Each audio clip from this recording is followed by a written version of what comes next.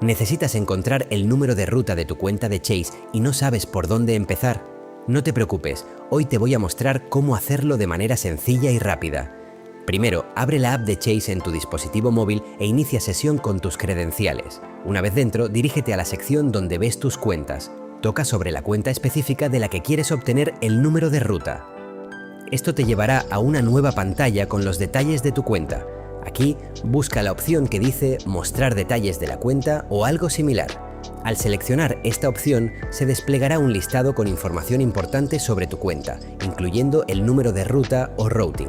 Este número es vital para muchas transacciones, como configurar depósitos directos o transferencias.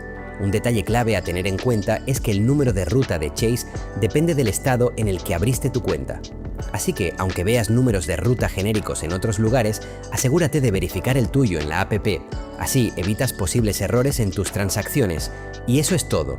Ahora ya sabes cómo encontrar el número de ruta correcto de tu cuenta Chase.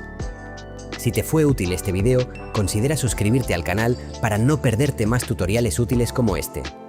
Déjanos tu comentario si tienes alguna pregunta o si hay otros temas que te gustaría que cubriéramos. Nos vemos en el próximo tutorial.